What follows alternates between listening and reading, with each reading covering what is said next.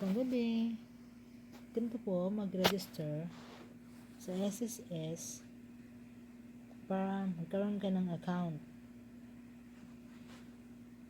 Punta ka lang sa website nila, Google, type mo www.sss.gov.ph.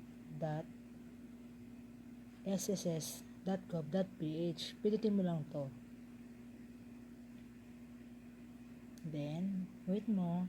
Mabagal lang net. Sakit ng ng network natin.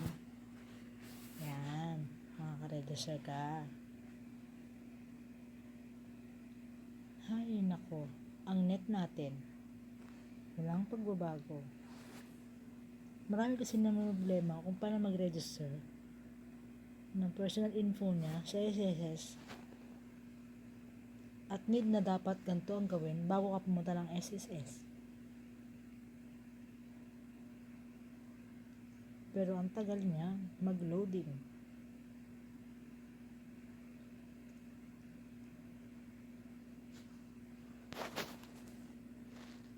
Ilang beses na ako nakapag-register dito.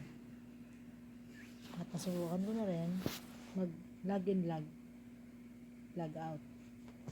Palagi kayo mag-register,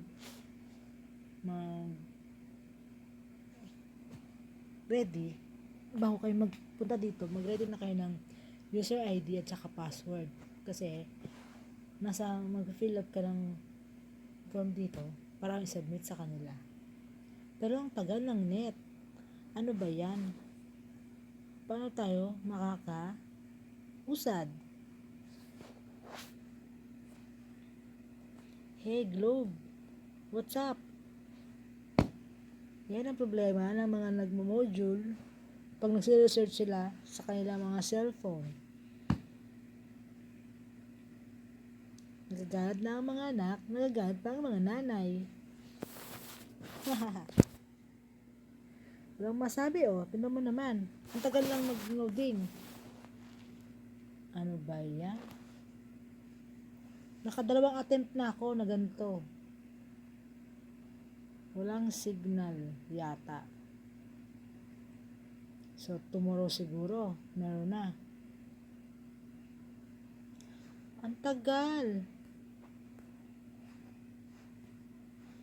Hey.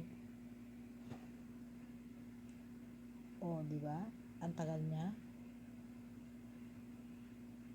Palagi nyo lang guys, ready user ID at saka password nyo.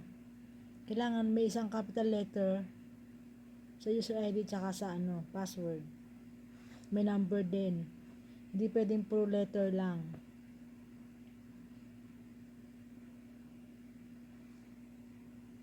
Pero ang tagal niya.